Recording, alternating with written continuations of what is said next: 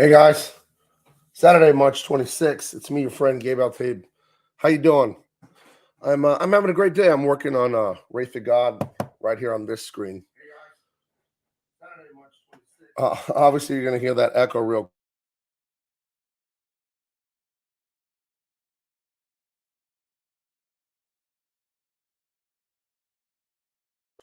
There, I I had it playing on another browser, so don't worry about that.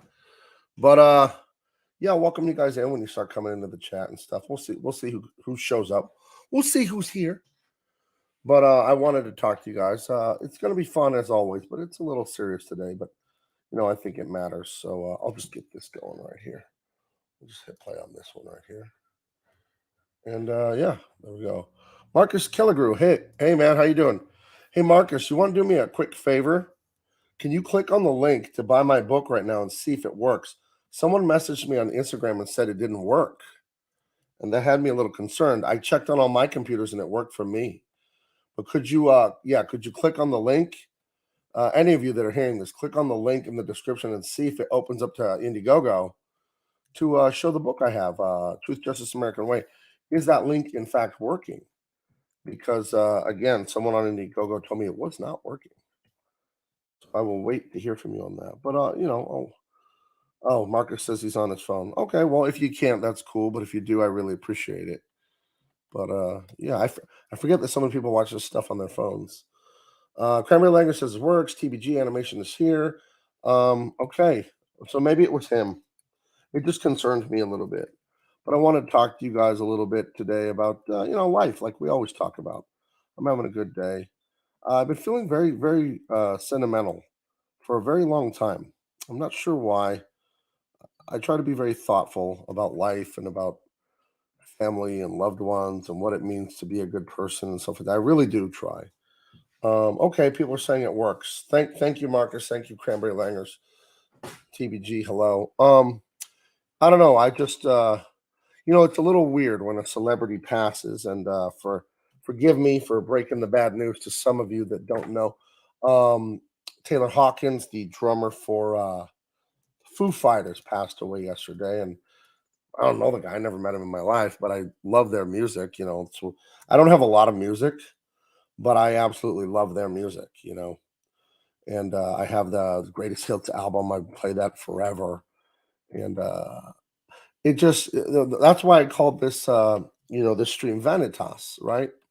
So when I was in college, I learned about these. I think it was the High Renaissance. It doesn't matter when it was like the 16 or 1700s or something like that. And there were some paintings. The most famous is by Steenwick, I think, and I'll show it to you guys in a minute. And it's Vanitas, the Latin for Venus, for meaning empty. And there's that verse in the Bible. The preacher says, all is vain," or whatever. And it doesn't mean nihilism. It doesn't mean that at all. And in fact, it means the opposite. It means how precious things are, how transient life is, how quick it can just go by. That's the meaning I get from it. You know what I'm saying? But we think about how short this stuff is, and how when you see someone, it will be the last time you see them, and you don't know which one it's going to be.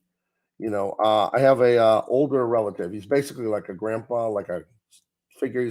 We're not blood related, but he's related to some of my nieces and nephews on the other side of the family over there.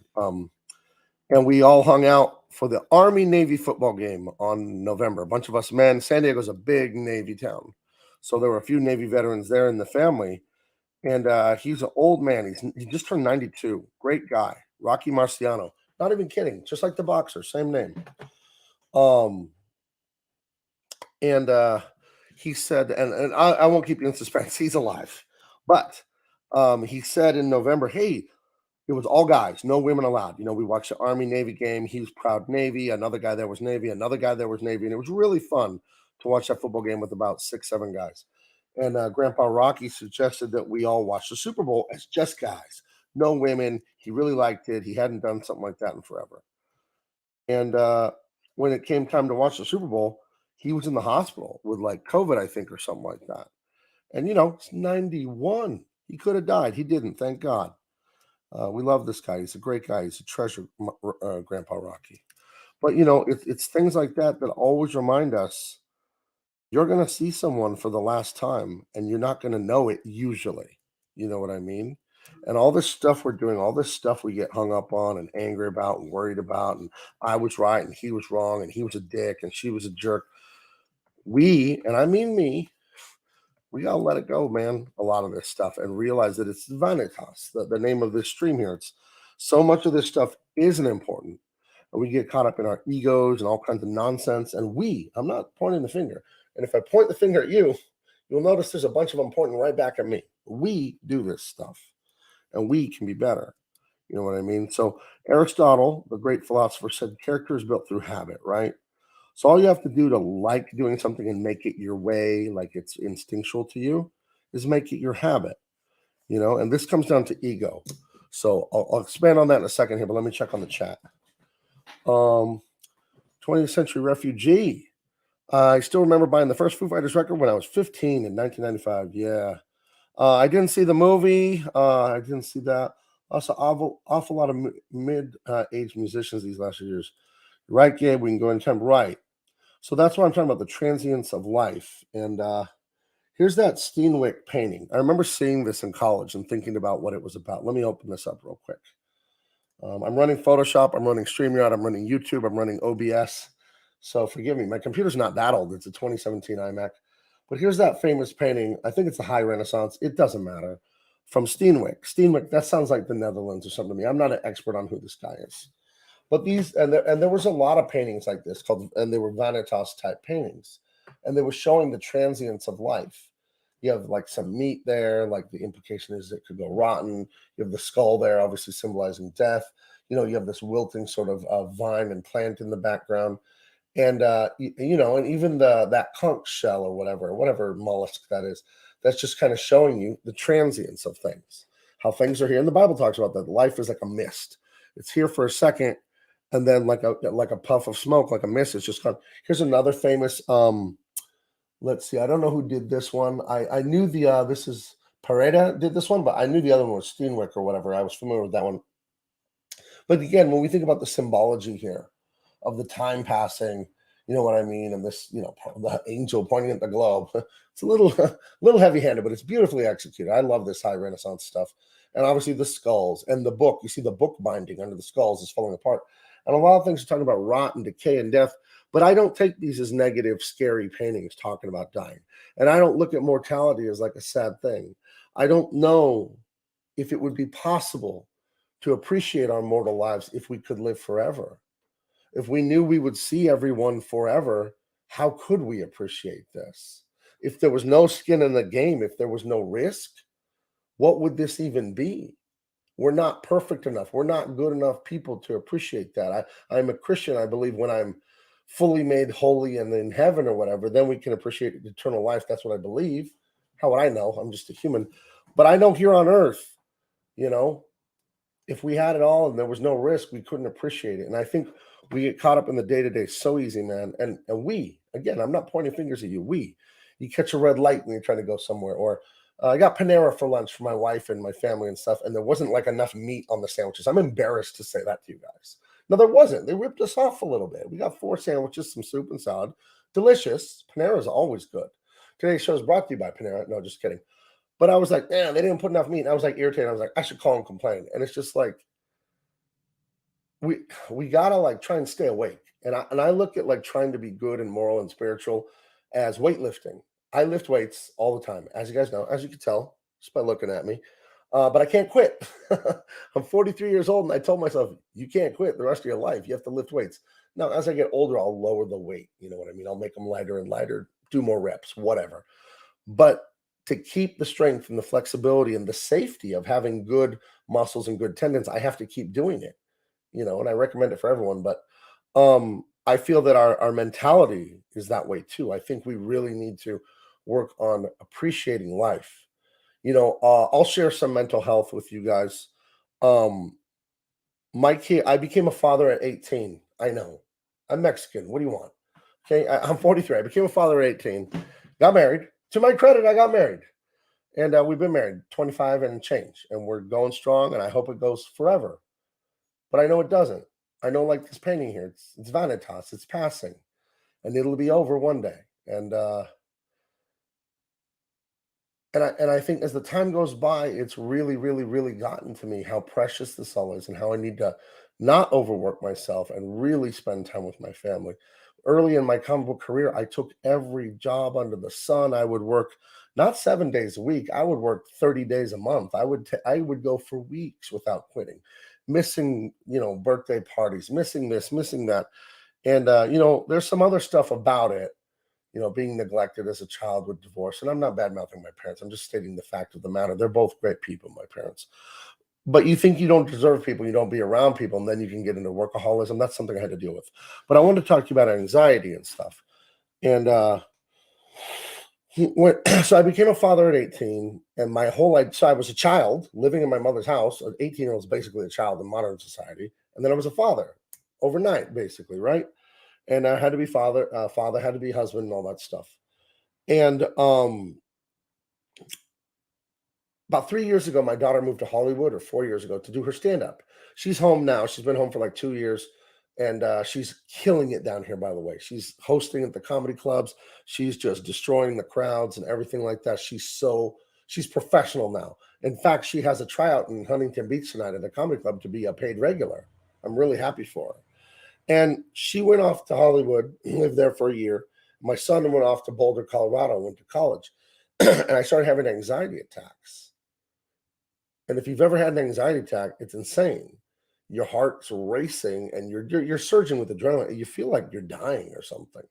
And I would have them, and I would always like rub the back of my head and just be like freaking out, flipping out, but like just not telling anyone. It was and my wife would pray for me and stuff. And God led me to a therapist, and I only went 4 times. I've only been to a therapist for myself 4 times in my life. Oh, and he was religious too, he was Christian too, but he's a real doctor. He had his degree and everything.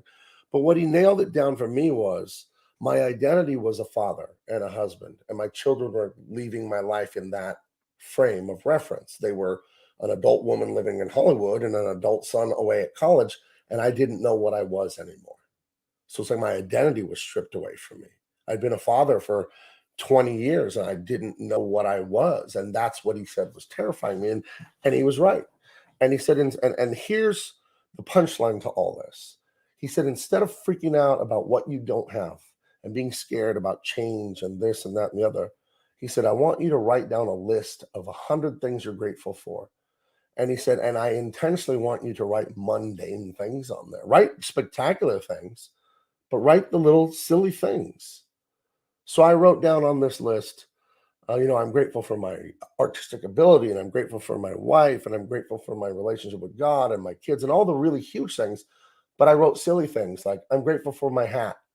I'm grateful for my shoelaces. I'm grateful that I can bench press 225 pounds, 15 or 17 times, or whatever my max was at the time. And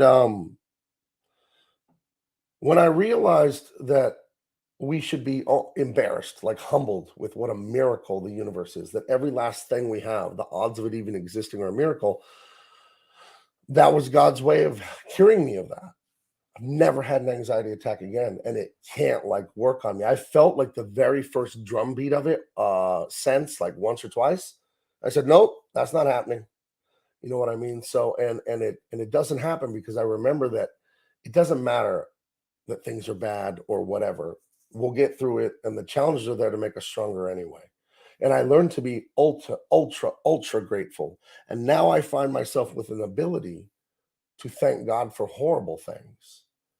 I remember doing this job. You guys see me. Ethan always freaks out, but I use eye drops when I color because the refresh rate on a computer tricks your brain that you're blinking. So you don't blink enough. That's why if you guys are on your computers too much or on your phone, especially, you get red eyes, dry eyes. Well, I'm on the computer all day, and then sometimes I'm on the phone all night.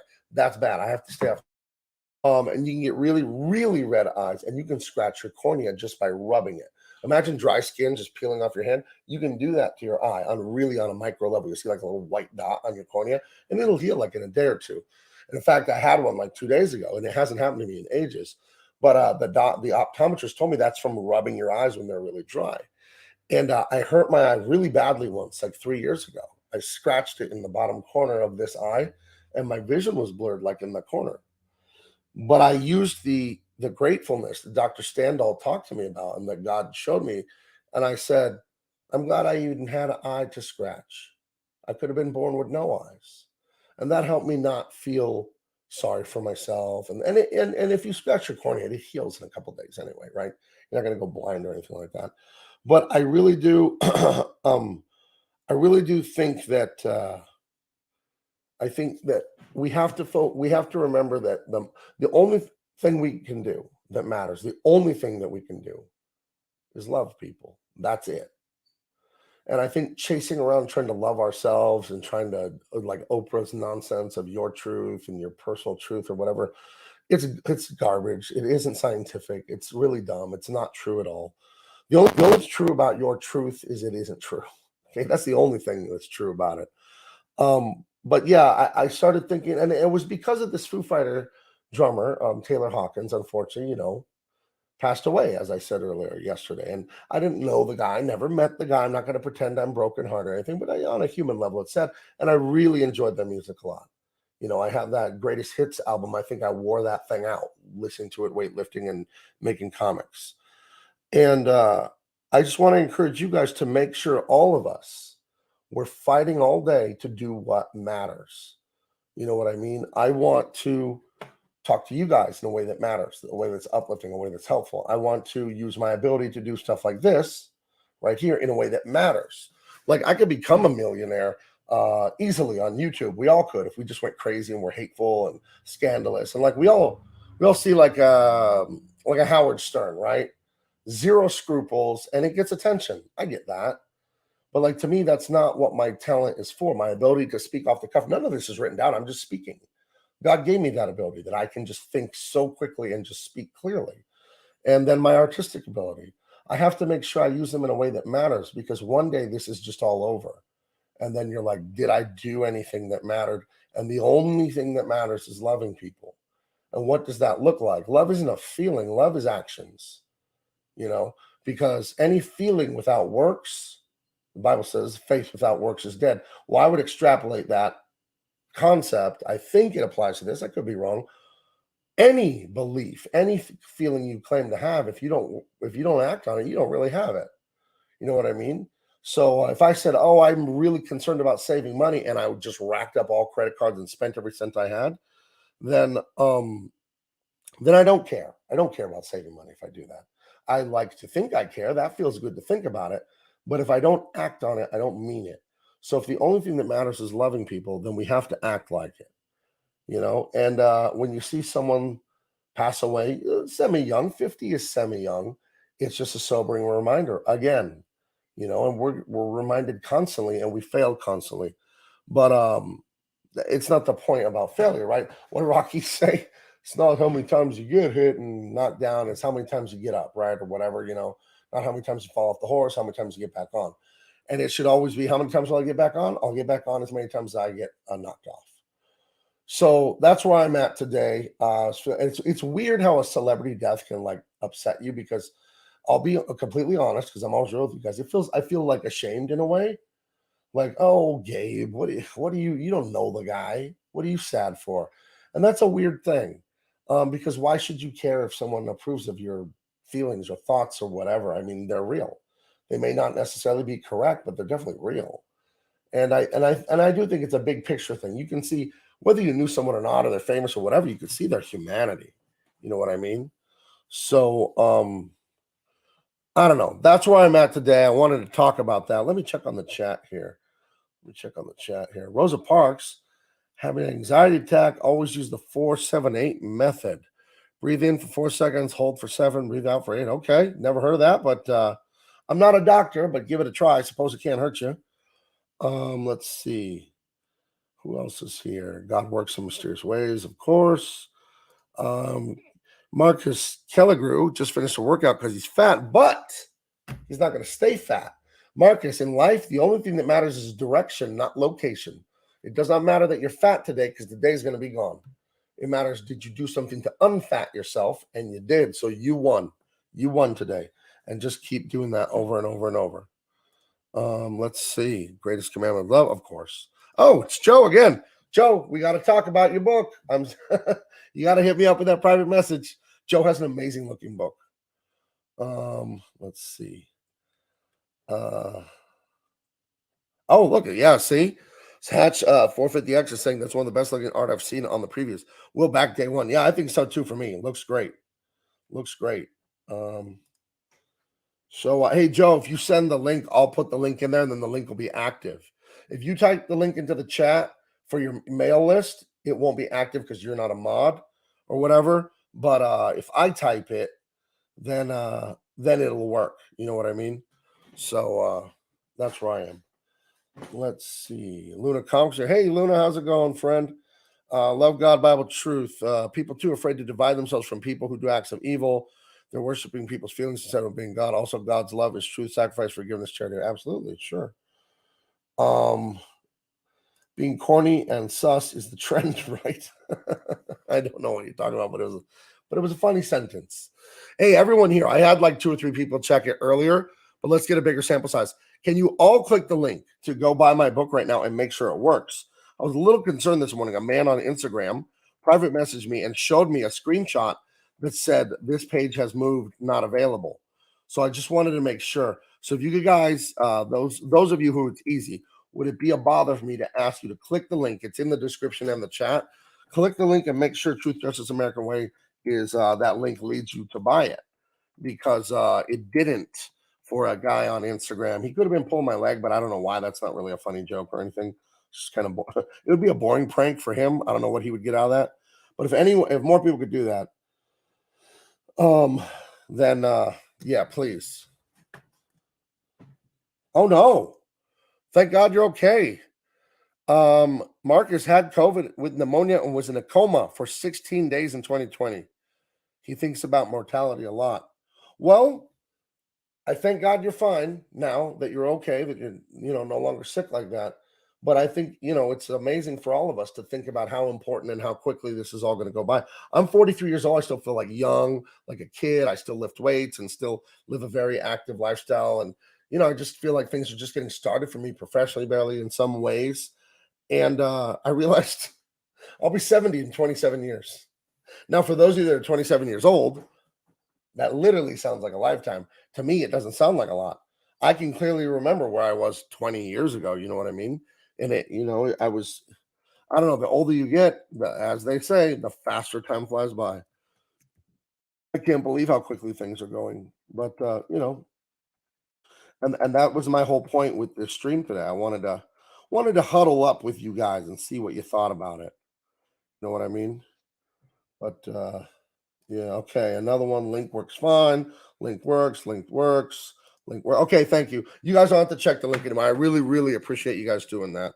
Um, yeah, he said it didn't work, and he showed a screenshot. So I was like, oh, because we had the big closeout and we raised a bunch of money, and then we haven't raised any money really. I think we had like one purchase yesterday, and then he told me the thing didn't work, and I said, oh no, did it get shut down or did something happen? But I know that right after you do a closeout, like a 30-day closeout, a bunch of people ran in. So I figured there'd be a slowdown right after, and then it'll pick back up. So I'm looking for it to pick back up, probably in a day or two, or I guess it's Saturday, so maybe Monday, maybe Sunday. Everyone's relaxing and doing things, but yeah, it'll pick back up. And I think I'm gonna do a second art contest. What do you guys think? I'm gonna put that in the voting. I'm gonna put a poll up there. Hold on. And then I'm going to see if Joel Sontag put a link to his thing. Should I do a second art contest? Should I do a second art contest for Truth, Justice, American Way? Okay, yes, no, okay. Should I do ask your community? Okay. All right, I put that in the chat there. Should I do a second art contest? Oh, and everyone here, I do need you to do something. I know I'm handing out orders, making you check Indiegogos if they work. Make sure you're subscribed because when I do live streams, the YouTube algorithm, it'll unsubscribe about 2 of you secretly without telling you because they want to discourage us from doing live streams because they want us to upload videos so they can sell commercials because live streams don't have commercials in them, obviously, until they're on replay, but the replay numbers are way less. So please make sure you're subbed because I asked that the other day and there were people that found out they weren't subbed. But I've been doing live streams a lot the last 2-3 weeks, and I've lost like 30 followers. And I'm sure it's the algorithm. I'm not like changing what I do on here. It's no coincidence. And the last time I did a bunch of live streams in November, December, I lost like 50 followers in, and I did a ton of live streams for like 2 weeks. So just please go back and make sure that you're subbed if you guys don't want to check that right now, and let me know. And let me know if any of you are unsubbed. You know what I mean? Rosa Parks, Gabe, what was your learning process? Was repetition important for you? Repetition is the only way to repetition is almost everything. Yes. You have to have three things. You have to have, God's blessing is number one for me. That's what I'll claim. Talent and blessing. And that blessing is access. What is access? Access is I have the art materials and I have the art people around me, whether they be teachers or colleagues, and I have the time. And that's what you need to get good. You have to have the pencil and the paper and some sort of books about drawing or someone around you that can train you a little bit. And then time is the thing that's going to be the most of just repetition, repetition, repetition. There's no human being on earth that if they practice this stuff, they won't get good eventually. Of course, there's talent, but look at talent this way. It's like being tall. Would it help to be 7 feet tall to get into the NBA? Sure. But now let's look at it from the other side. How many 7 feet? How many 7 foot tall people are there on Earth? Okay, now let's take a step further. How many of the 7 foot tall people are in the NBA? Right, most of them. Almost none of the 7 foot tall people on Earth are in the NBA. If you look at it that way, there are millions of people that are that tall, and there are 120 that are in the NBA. So when we look at it that way, we realize, it isn't just being tall. So being artistically inclined and having an eye for it or whatever, it helps. But what really helps is having access and time to practice. You know what I mean? So look at it that way. Because people always, I don't know what it is about drawing specifically. People really think this is a free thing that we can just do. We're just born, we snap our fingers, and we're just good at it. It doesn't work that way for anyone. Are we better at it naturally? Probably, but that's just think of it like being tall. Tall people aren't just better at basketball if they don't practice. Of course, they have a higher potential, but if they don't practice, they might as well be 4 feet tall. It won't matter. You know what I'm saying? So that's what I've come to see in my years of doing this stuff. Let's see. Oh, people are talking about if they're subbed. Let's see. Even at 18, I felt like I was 50, and we're talking about time going by in age. A second art contest is good, but you need to get your image out there. You need to get your book out and make appearances, boost it, maybe go on some other shows. Yeah, for sure. I've got some stuff in the works for this second 30 days, guys. Just you know what? If you want to help, pray for me, sincerely. Pray that the things that are in the works come to fruition. Because I've had some people tell me some stuff, and they're going to do this and they're going to do that, but I don't want to have faith in them. I want to have faith in God. But I think God is providing some amazing opportunities. If I told you some stuff, you'd be very happy about it to get the word out on this book. So yeah, absolutely. Absolutely. I'm going to do a lot more this second 30 to get things done. And then are we going to go into demand? I was just, we're going to demand. And then I thought, are we? I need to check how much money Indiegogo takes when we go in demand, because they take more money in demand. The first 60 days, they don't take as much. But if I find out they take a ton more, I don't know. I'll have reservations about it. So God's blessing should be petitioned in every notable endeavor. Agreed. Still sub. Thank you. Sub, and remember to hit the bell for notification. Yes. Still sub, but been unsubbed in the past. So yeah. Make circuits on shows. Yeah, I've done a bunch. I do think I need to do shows alone, because I didn't do many alone. And you guys got to get to know me. I've got to be a brand. I have a new show coming on Tuesday nights, though. If you guys like Gary Martin, the inker for this book, he's hilarious. He's only been on with me twice. He and when David Williams can come back and we can talk about the David Williams stuff, pray for David Williams and the Williams family. That's all I can say at this time. David Williams, the penciler of my book. He really needs prayer, him and his family, okay?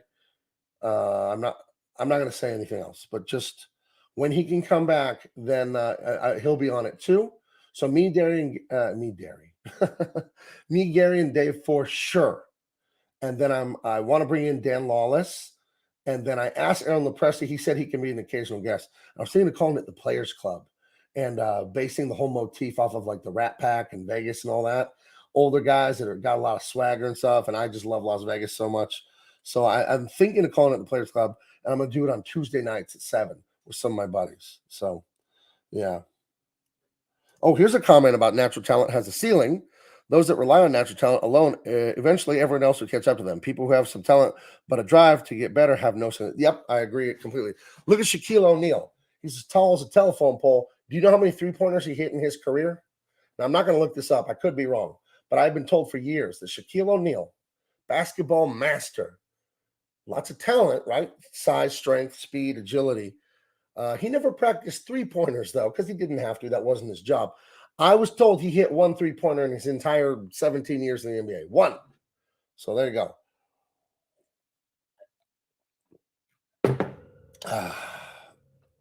Do an interview with Brohawk. Yeah. Oh no, Brohawk's he's he's got something huge on his plate right now. So we'll have Brohawk around when it's time. So no, it isn't. My soul is not yours, Stephen De La Vega. Sorry. Almost all the CGs go back into man, but Malin, yeah.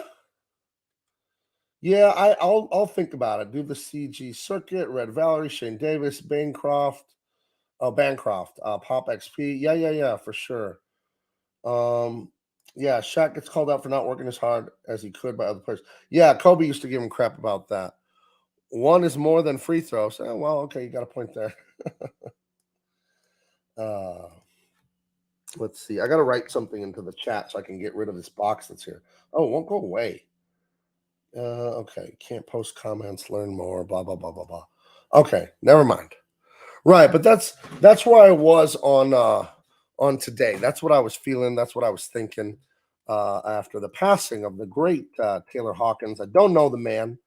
I'm not saying that. I just really grooved out to a lot of Foo Fighters. Like I said earlier, I was wearing out that Greatest Hits album for years now, and I think Everlong. One time in college, I was sitting on my bed with my wife, and Everlong came on, and I sang it to her. Guys, if you've never sung to a woman, I suggest you do. But be warned, singing to women leads to then changing diapers later. Cool, though. It's the natural order of things. But yeah, I think that's one of the only times I've ever sung to her. I have a decent singing voice. I really do. No, not going to sing. Maybe that'll be a stretch goal. Let's see. Shaq's wrists didn't bend back to shoot that. I didn't know that.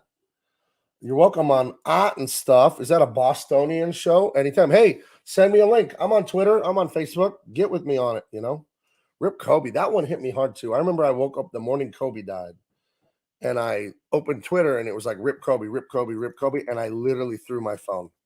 I threw it and I'm like, no. And, and the stages of grief. And it's so weird to say grief about a person you don't know, but it's the truth. The stages of grief of that DABDA thing. DABDA, denial, anger, bargaining, depression, acceptance. That's DABDA. And my brother's a therapist. And that's immediately when I saw Kobe was dead, I was like, no. And that was terrible. That was just Kobe, was one of my absolute favorite athletes. Again, didn't know the guy, but I was at one of his very, very single digit first appearances in the NBA. They came to San Diego in a preseason game.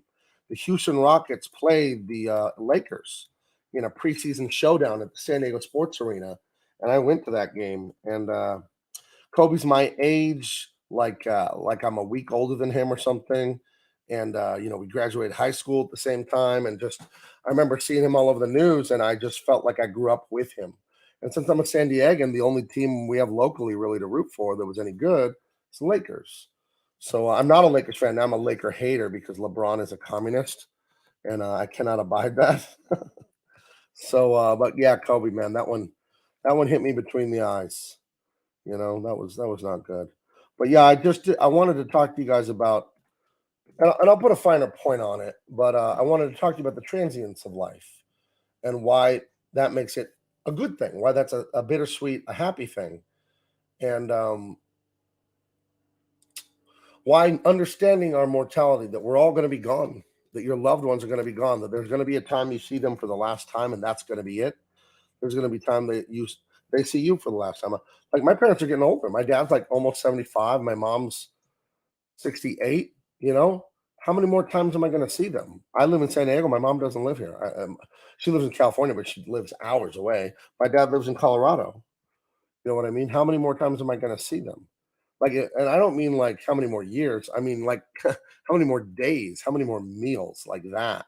You know what I mean? And then they're just gone. I think about my grandparents because they sort of raised me, my mom's parents, a little bit. Like, didn't raise me time wise. I was mostly with my mom. But the summers I spent at my grandparents' house were just amazing and had like the biggest influence on me growing up. So for effectiveness, they really raised me, my grandparents, and I miss them tremendously. And not in a way of grief anymore. I mean, my grandpa died in '97. My grandma died in the summer of '98. So it's been long enough that you don't have grief when you think about it. But I like miss them in like a It'd be great if they were here to talk to. You know, they were just really nice, fun people, really intelligent, really caring. They taught me so much. Really good salt of the earth. You know, World War II, Great Depression era people. And the last time you see him, you didn't know that was the last time you see him. I remember the last time I saw my grandfather. They had come to visit in May of '97 for whatever reason. They were here in San Diego, and they lived in Colorado. And my grandfather, he had really bad knees. He had his knees replaced, titanium rods, and blah blah blah. Messed himself up working so hard his whole life. And he also had like a prostate problem where he had to run to the bathroom to pee and run to the bathroom to pee.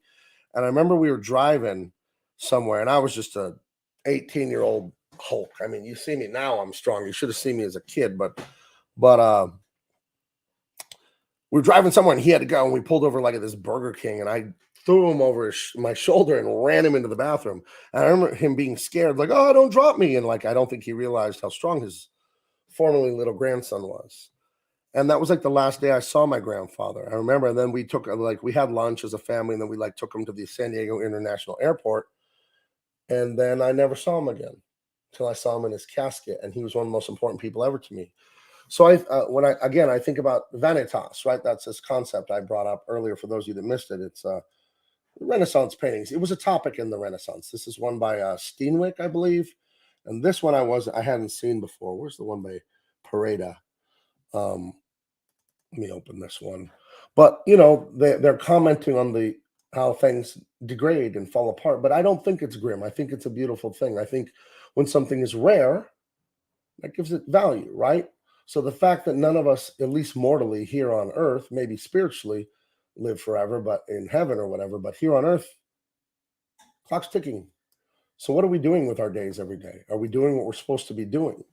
And I don't know why I'm not obsessed with this thought, but it's something I think about a lot. It is something I think about a tremendous amount, and I have for years.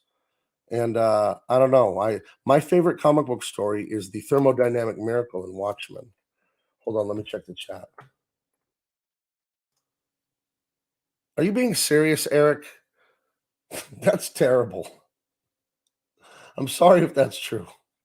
I'm absolutely sorry if that's true. Rock Crin, he never knew either of his grandfather. Oh, I'm sorry to hear that. Yeah, I never knew my dad's family because Gaddafi was a murdering dictator. And if we went back home to visit, I'm not from there, I'm from America, but it's my dad and, my ancestors from Libya in Africa. If we went back there to visit growing up, there was a decent chance, my dad would be imprisoned or killed. So we never did it, I guess. But, now Libya is a failed state with basically no government. So is it dangerous to go there? I don't know. I guess with the internet, I've been able to say hello to some of my family there, but I don't know them. One day, I don't remember what I was saying though. I had a point. Guys. But I remember what I was saying. The Watchman story. It's a chapter where is it Sally Jupiter? I always get the two Jupiter, the mother and daughter, confused their names. I've read it a jillion times. She's on. It's the climactic, or it's not climactic, but it's a huge part of the story where she's on Mars with Doctor Manhattan, trying to get him to come home to prevent the nuclear war. And he's telling her that Earth is just this insignificant speck. What does it even matter? If she had his powers and she was able to transcend time and space, she wouldn't believe the things he had seen. He'd seen lead turn into gold. He'd seen entire solar systems form. He's telling her all this fascinating miracles that he's seen, these miracles of science, right? That's what Dr. Manhattan is telling her. and he's just like, I'm not coming back to Earth. Let those idiots kill each other.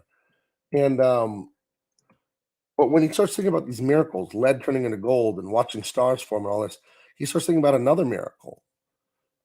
He starts thinking about humans and a human life, and what are the odds that any certain human would exist? He starts thinking about him and her, and like, what are the odds through all your ancestors, all the living and the dying, and all the who could have married who, and how did they survive through childbirth, and did they survive through childhood? And think of our own lives and your own lives and any close calls you've had, and anyone. And when you start thinking about, when there's intercourse, there's what, 200 million sperm released. So what are the odds that you is the you that you are now? And then back and back and back countless generations, and here you are standing in front of your husband or wife. What are the odds that you would even know this person and then also fall in love with them and be on earth at the same time as them? It's a number so infinitesimally small. It's not zero, but it's approaching zero, right? And that means it's an absolute miracle. That's the only way you can look at it. The odds of it, it shouldn't have happened. And then that's what convinces Dr. Manhattan to save humanity. He realizes that each individual human life is a miracle. And I think about that constantly. I think about that all the time. I'm sort of, I hate to say obsessed, but I'm kind of obsessed with that thought about the odds of any of this happening are almost, they're zero, for all practical purposes, but yet here we are. So, and I think that gives it a value that's priceless. It's absolutely priceless. Our time here, our time with each other. And that's why it's important to me to fight, to have virtue, to have principle. That's why I'll do a thing like work from age 12 to work for Jim Lee and become his friend. And then they want to create evil with those books. And I say, I'm out of here. I've got one life, and I'm not going to use it to sow hate and discord and destruction, and that's more important to me than continuing to get to work on Superman or Aquaman or any of that. I will give that up the rest of my life. I'm more than fine with that, to stand on principle, because I will one day have to account for what I've done here. I will one day be an old man looking back and saying, did you care about money only? Or did you care about doing what's right? Of course, I care about money. It's a necessary tool. I didn't decide that. That's how it is. Of course, I want to be a millionaire or whatever. That's fine. Not at the cost of my dignity, not at the cost of your dignity. You know what I mean? If I have to ruin someone to become a millionaire, no thanks. Keep your money. I'm not doing that. So let me check on the chat real quick here. Let me put this in a little movie I had for you back up. Let's see.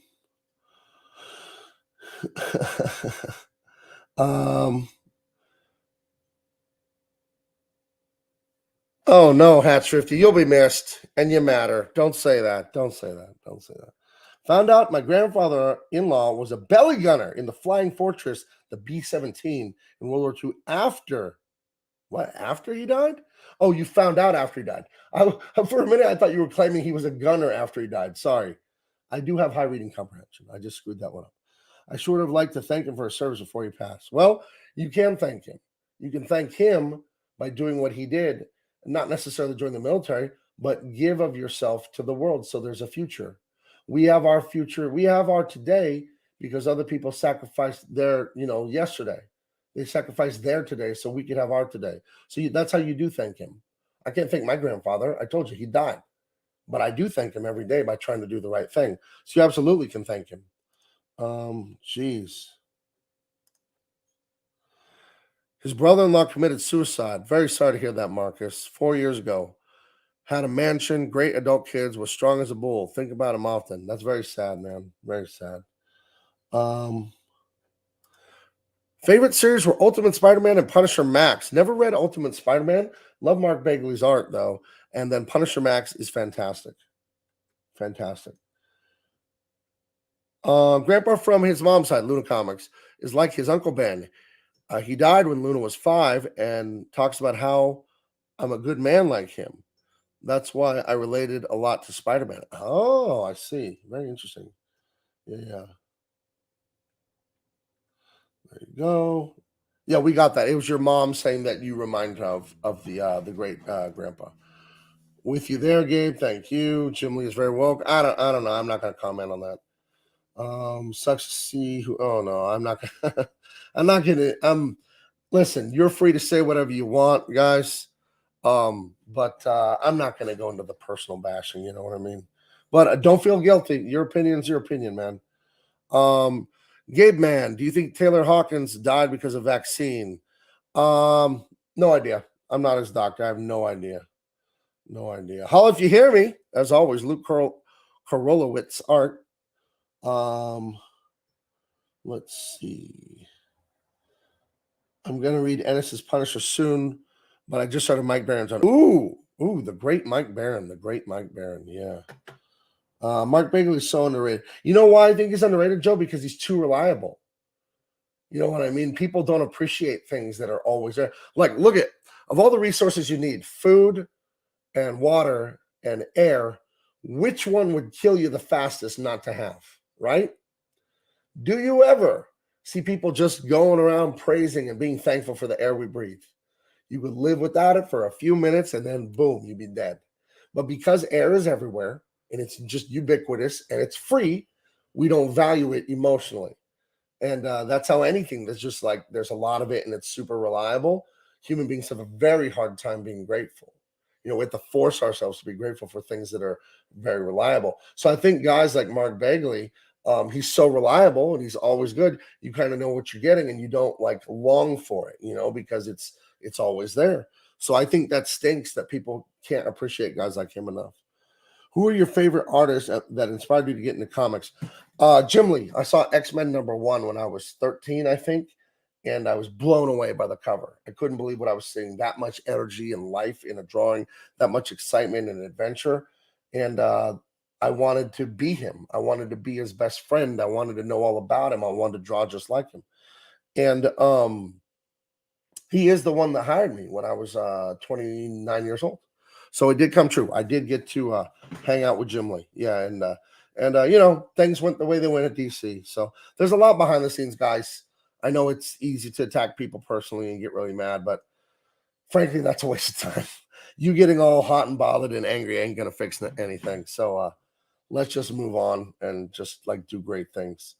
Um, Vaughn Coleman, Jim Lee is my favorite too. Batman Hush was my first comic, so I spoiled myself early. Oh, okay. All right.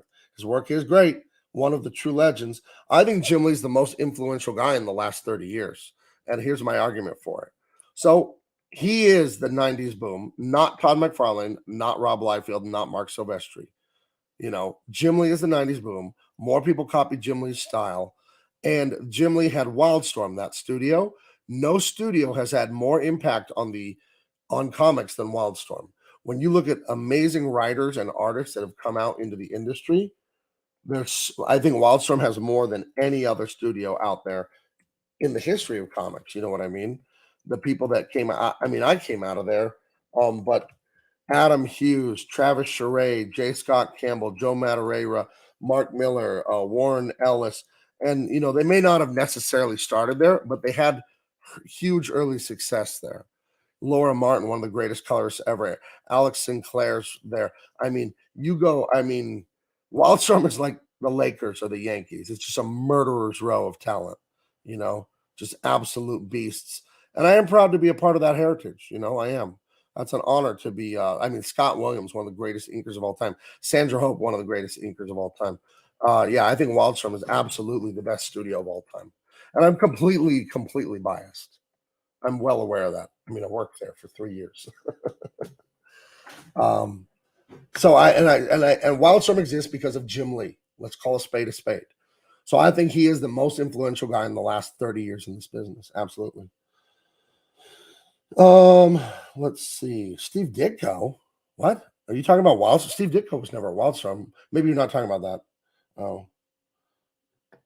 McFarlane knew without Jim Lee, independence wouldn't work. Yeah, I bet that's true. I don't know.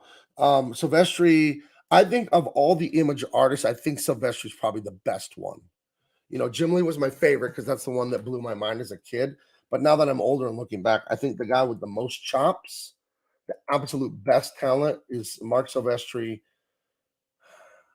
Mark Silvestri, Jim Lee, and Will Portacio. I think they were the best of the talented illustrators coming out of Image. And they were all killers.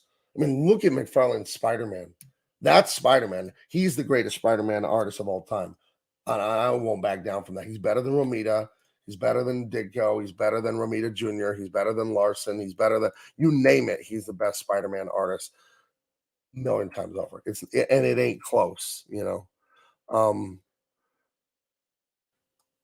I think Image Comics is what did it for me, and I feel like Comicsgate is that again. I do know that Comicsgate has a huge political implication, which is, to be frank, a bit unfortunate. It would be nice if we could all get past this. Everyone calling you guys Nazis and calling us Nazis. Hopefully, we'll all get past that one day. But I'm proud to be in the fight with you guys. I'm just like you. This is why you should buy my book. If for nothing else, this is why you should. I'm going to give you a pitch right here. Why you should buy my book right now if you haven't. I'm just like you. I love this medium. I love making it. I work my ass off to get here. And I didn't bother anybody. Do you guys ever hear of me before getting in Twitter fights or doing anything crazy controversial? You know, some of you didn't even know who I was till I got in a conversation. I just minded my own business and made amazing art. So I'm just like you. You minded your own effing business, all of you, and you read amazing art. And some of you made it, like as a hobby, or maybe some of you were pros. And then SJWs come along. They want to change everything. And when you say, hey, don't take my favorite item off the menu of this restaurant, just add a new item to the menu. Leave my item on the menu. They called you racists. They did it to me too. I told them, hey, we shouldn't change blah, blah, blah, blah, blah, blah. Why don't we make a new thing? Like, you're a bigot. So I'm just like you. I relate to you completely. And if for no other reason than that, I think you should support me. But moreover, I'm giving you what you want. And, you know, I was thinking maybe I should interview one of you like in real life, like have you on my show and ask you, what is it like to be a fan of Comicsgate? What do you most want? You know what I mean? I definitely should maybe put out a questionnaire or something like that because I think I know what you want. I think you want brave heroes that you can aspire to be like, gorgeous art, books that come out on time. I will not miss a deadline. You won't be waiting years for my book. And gorgeous women, you know, amazing dudes that just feel like Indiana Jones and Sherlock Holmes and all of the great heroes that we love. I think that's what you want. I want to give that back to you. Real women, real men, real stories, real heroes, real morals. I think that's what you want because it's what I want. It's what I'm missing. So I'm going to give you back what I want too. And hopefully, because I want it and I'm so enthusiastic about it, it'll come through in the work, you know. But if I had to guess what you want, I think that's what you want. Um, let's see. Oh, see, this guy, Rob Liefeld agrees with me. Was the best illustrator. I think he is, yeah. Um, let's see. Image Comics, the 90s is still my favorite company. I agree. That was the most exciting time in comics besides right now. Generation 4, yeah, I'm only a year younger than LaPresti. Oh, wow. Let's see. I've seen your work before and I like it. If I do save up money, I'll definitely. Oh, thank you, Garth Ustveen, one of the best names in the chat. Um, let's see. Luna Comics. His dad is in the army. He's overseas, but me and my mom recently got him a Catholic comic book about Saint Michael, the Archangel, and he loved it. Me and mom are Baptist, but dad is Catholic. That's okay. My dad's Muslim and I'm Christian. You know, there's interfaith families, right? So it's all right. God will talk to all of us eventually, you know? Don't worry about it. Yeah, I don't want drama. Oh, high action, real good looking characters, actual good guys. Yeah. Let's see. In short, I want my aspirational heroes. Okay, that's what you're getting with my book. Yeah. I don't want to be called a racist and a neo-Nazi for wanting Captain America to not be a Nazi. Well, I had a good example, like a thought experiment in my head. I wanted to draw Batman with his cowl off, but he's really, really white and he has red freckles, green eyes, and red, curly, thick hair. And then say, this is him, Batman. Why did you change him? And make the point that even changing Batman from a British kind of that kind of white person with the black hair and the blue eyes to like an Irish with red hair, even that's stupid. So it isn't about making people gay or black or whatever. It's like, don't I like this? I like the Big Mac. Let's say I love the Big Mac, right? What if I went to McDonald's and they got rid of it, but for representation's sake, since they don't have enough seafood, you could buy a Big Mac, but instead of the 2 beef patties, they were now like cod. They were fish patties. And it was, it was called the Big Surf or something. I'm like, that's cool. There's a fish sandwich, but what happened to my sandwich? Like, I get it. You don't have enough seafood, and there's people that want seafood. I get that. It's fine. I don't care. Let them eat it. It's none of my business. But what did you get rid of the one I like for? How does that make sense? And it isn't just me. Big Mac's like your best seller, isn't it? Or it's up there. You've had it for 50 years. So that's the way I look at ruining Superman and Batman and all. It's like, we're supposed to be talented artists and writers. So if we're good artists and writers, can't we make up new characters? What was in the water that made Stan Lee and Jack Kirby and all those guys able to make up so many in the 60s? And then here we are ostensibly with our thumbs up our butt that we can't? Because I can. I mean, dude, I'm so proud of the villains I made up for Truth, Justice, American Way. Ooh, I wish I could tell you the name of one of them. The name alone makes me laugh, and the concept is perfection. The concept, you guys are going to love it. And it's that insane, carefree fun of the old comics you used to read. I can't wait to tell you guys about it.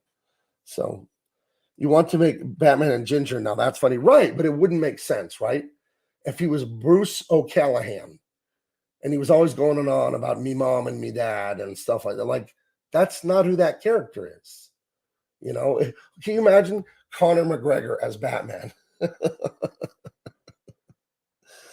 So that's the point there, So yeah, Spider-Man is not a mantle, absolutely, or as they say in French, absolument.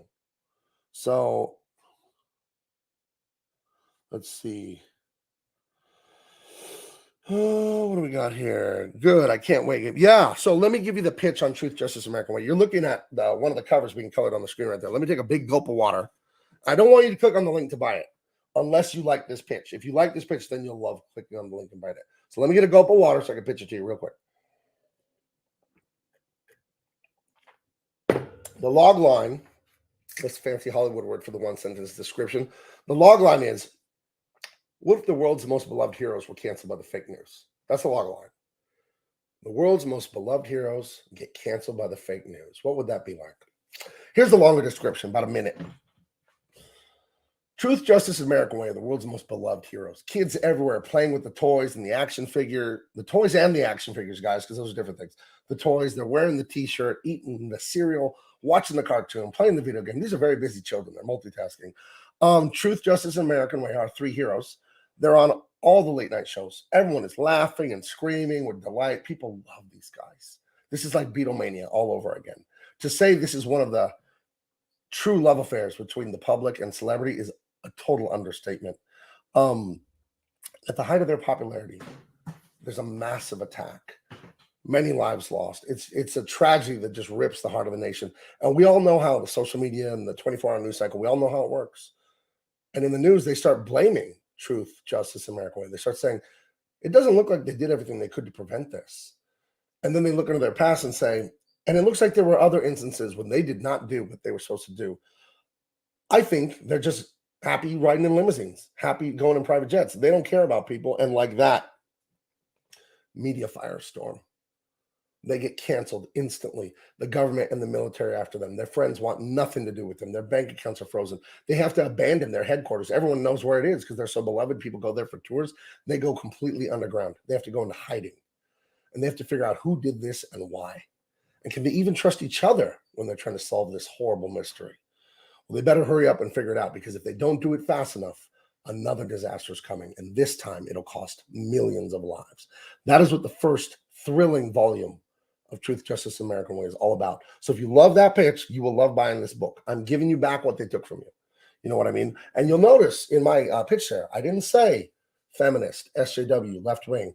We're not preaching to you from the right on this one either. This is a unified. This is something everyone can cheer for, no matter who you are. So I would love it if you would support that and help me do what I want to do here. And what I want to do here is lift people up and entertain them. You know what I mean? I want to use my talent, my skill that God gave me to make your day just that much better, because it's what I can do. You know what I mean? I can't do everything for everyone everywhere, but I can do this, that's for sure. So hold on a second. We got a super chat. Hash 450SX. Connor is an embarrassment to the MMA and Irish. That's funny. I like Paddy Plimpton, or I just saw him fight for the first time last week. but Patty the Batty is awesome. I'm a huge MMA fan. I'm gonna watch tonight. I watch whatever's on MMA. We get all the pay-per-views at my house, all the nephews and the uncles and the grandpas. Everybody's here watching the fight. And I went to Las Vegas 3 weeks ago and watched UFC 272 with my son in person, and it was wonderful.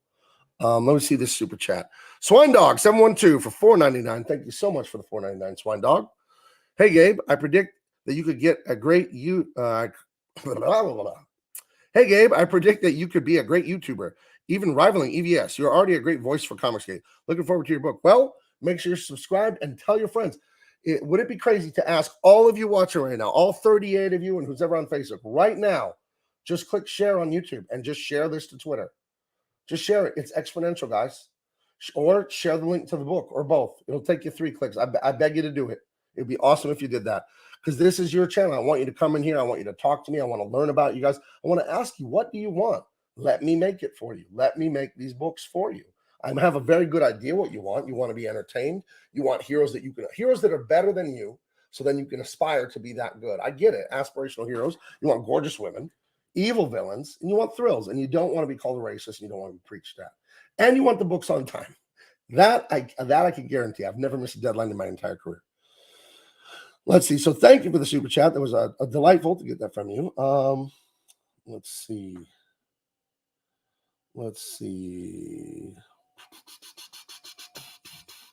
I don't really like Connor Cranberry Langes. I always say his name in a British accent. I don't know why. And oh my god, it's a serious shit from Luna Comics. To me, when they make changes to established character, it's like someone trying to impersonate your family member. When they say I'm Batman, I'll be like, no, where's your black hair, pale skin, etc. Yeah. So I just, like I said before, for those of you that are just getting in here, what if Batman pulled his cowl off and he had giant orange curls, light white skin with orange freckles and green eyes, and it was Bruce O'Malley? We'd all be like, what the hell happened? So would that be racist? No. It would be, why are you getting rid of the one I like? Just make a new one. It's fine. No one will stop you from making a new one. And we know why they don't make a new one, because they're not good enough. They're not good enough. And they ride on the momentum of the famous one. They say, I want my character that looks just like me, by the way. Total narcissism, totally evil. And I slap that on top of all the power and prestige that Batman has, and then I try and sell it to you. Total nonsense. Garth Oostveen, Gabe, I also love MMA. If you want more mixed martial arts like UFC, go check out Bellator MMA. It's on Showtime. Oh, my wife's sort of like, not blood, but like cousin. It's just someone she grew up with on the Indian reservation. He fights in Bellator. I think he lost his last fight. But what is his name? Oh, I forget his name. These are some, I would say Indian, but Native Americans. I don't confuse anyone. But she used to live on the res when she was a little girl, my wife. And one of her, oh my gosh, his name's on the tip of my tongue. Anyway, he fights in Bellator, so I'm aware of it, but thank you for the suggestion. I don't want redheaded Batman with freckles. Well, now I'm going to draw redheaded Batman with freckles just to make a point. What if Batman pulled off his cowl and he was Trump? I wish I could do a Trump. I can't really do a Trump impersonation at all. I can't. Oh, it makes me upset, because I can do voices and impersonations. And that one, I have no clue right now. I want to figure it out, though. I'll try and figure it out. Kyle Dunnigan is an amazing comedian. He does amazing impersonations and stuff, and he does an amazing Trump. And he did Trans Trump yesterday on his Instagram, and it's Trump running for president, and he's going to be a transgender person. I don't know the right terminology. I'm sorry. I'm not even trying to be funny. I don't know the right term. It's basically Donald Trump says he's transitioned into a woman, and now he's running for president. So, and Kyle Dunnigan does great impersonations. He can do the voice great. So, you know who does an amazing Schwarzenegger, which I also can't do, which I wish I could, is Dan Frega. He does an amazing Schwarzenegger. So, let's see. Gabe, when you walked away from Vito on EVS to stream, I gained a newfound respect for you. Words are cheap. Your actions made me a fan for life. Thank you, Hash450. And I want to be a good example to you guys. I always want to do the right thing. So let me make this very clear. I do not condone Vito's nonsense in any way. Well, if he's sticking up for pedophilia, or even if he's just joking about it, I'm not okay with if he's serious or if he's joking. I don't know, and I don't care. That isn't funny to me, and I'm not going to be a part of things like that. And but I cussed him out, I flipped him off, and then I left. And I'm not saying this to brag. I'm saying this so I'm a better example to you guys. That was wrong of me to treat him like that, to yell at him. I don't approve of what he said. I don't take back being mad at him, but I should have had more patience and just said, "Oh, hey guys, I gotta go," and just left. So I actually apologized to him. I private messaged him on Twitter and said, "Hey, you're a human being. You have feelings. I shouldn't have cussed you out and flipped you off. Sorry about that. That wasn't very Christian of me." So yes, you're right. I should have left. No, can't be going cursing people out and screaming. You gotta peace out on that. It did enrage me, and I let it get the better of me, and that was a bad example to all of you who look at me. I want you to look at me, and I want to be aspirational to you. You know what I mean? I want you to understand anyone can do this. When you dream of being a comic book artist or anything like that, anyone can do this, and I don't want to be a bad example to any of you. So when you get that mad like I did, don't do what I did. Just leave. Just say, "All right, guys, I gotta go. I got something I gotta do. Bye bye." That's what I should have done.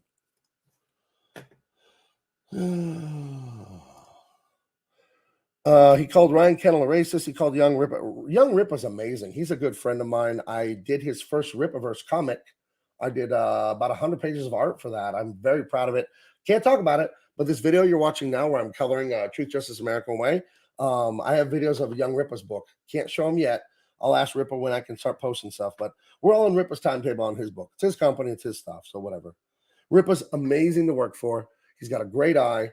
Story's fun and exciting. Can't say anything about it.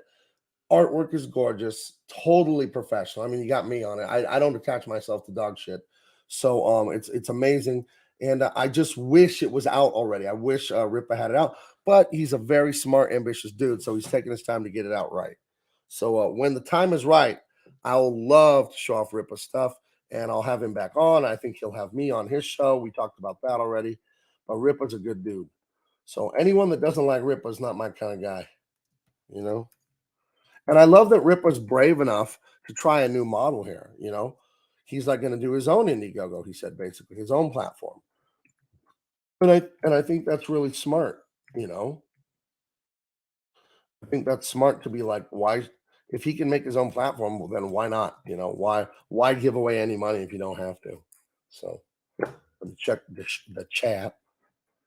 And how long we been going here, kiddos? We've been going an hour and 12. I should go soon. Can't wait for Rippaverse. Let's see. Vito is never in good faith. I'm gonna leave Vito alone. I apologize to Vito. Told him I shouldn't have yelled at you, but I think it's disgusting what you're talking about. It's not funny to me. And I told him the internet's a big place. We can steer clear of each other. So I have no beef with Vito. I got no problem with him. I'm never gonna bother him. He's not gonna bother me. And that was the end of that. We had a very short interaction for about a day and a half. Ripper's doing it the right way and working at a steady pace. That's what I think so. I have a huge suspicion that maybe my next books will be on Ripper's platform if he would allow that. I'm just spitballing here. Maybe only Ripper's books will be on Ripper's thing, but maybe he would let people like me and others. And I haven't asked him this or talked about it, so don't say I said that because I didn't say that. I'm thinking out loud. But if he has a great platform, maybe for a fee he would let me put my book on there if he thought it was good. I don't know. I'm going to ask him for sure. So. But Rippa's doing it the right way at a steady pace.